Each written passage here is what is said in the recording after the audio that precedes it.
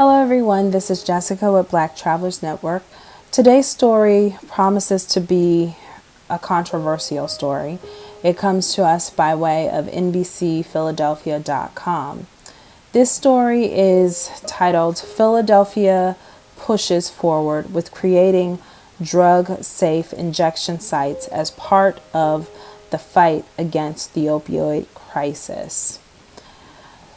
It says Philadelphia is looking to establish supervised drug injection sites as the opioid epidemic cements its place as the deadliest public health crisis in the city's modern history.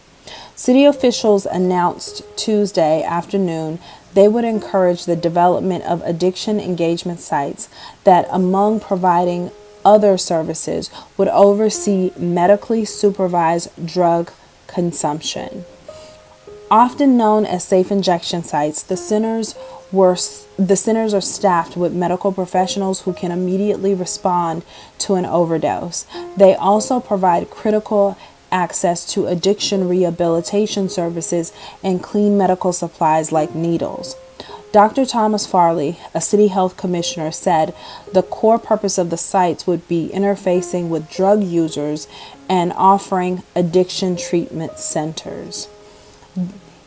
Quote, "These sites serve as sites to bring people into drug treatment," he said.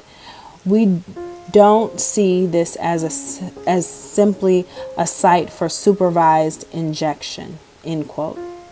Potential locations, a framework for overseeing the program, and a timeline for when sites may open are not yet clear. Funding and program costs are also unknown. Farley said the city is looking for private and nonprofit entities to offer proposals. Quote, "Part of what we are doing here today is publicizing the interest in the hopes that there are funders who who care about saving lives and see this as an opportunity to do so," he said, end quote.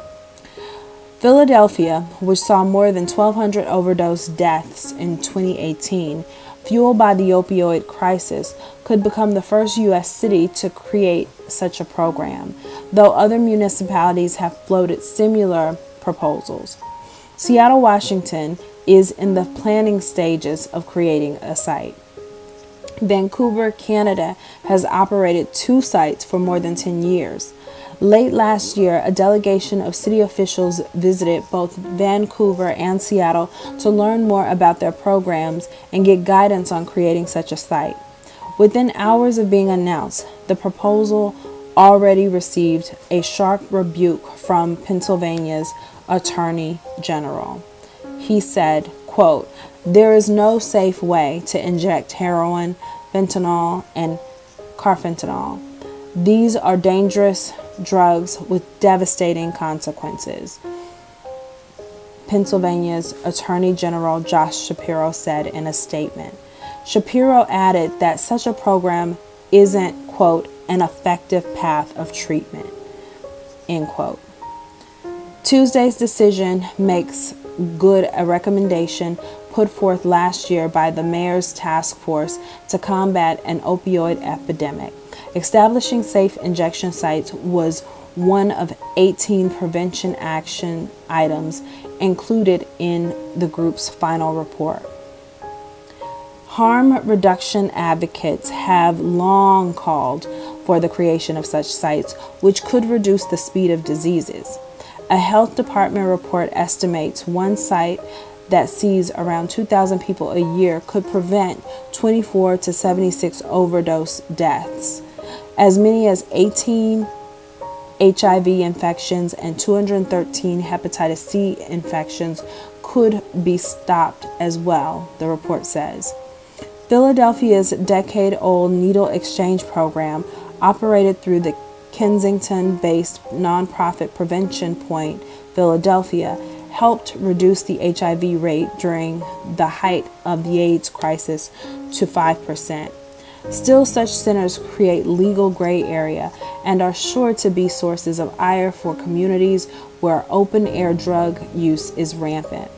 The city's 3 top public safety officials, new Philly DA Larry Krasner, Police Commissioner Richard Ross, a Fire Commissioner Adam Thiel. All were quick to say they are unsure of how such sites would affect their departments. Ross, once vehemently opposed to the concept, said he thawed somewhat to the idea after speaking with his counterpart in Vancouver. Quote, "I have a lot of questions. What would our role be? What does that look like? What should our officers do?" End quote, he said. Thiel echoed similar thoughts. Krasner, who voiced his support for supervised injection sites during his run for office, said his office would do all it could to ensure, quote, "idealistic medical students don't get busted for saving lives," end quote.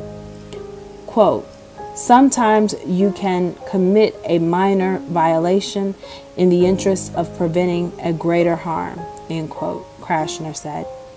While Philly may be supportive of such a site, those who run and participate in the program may not be clear of legal complications.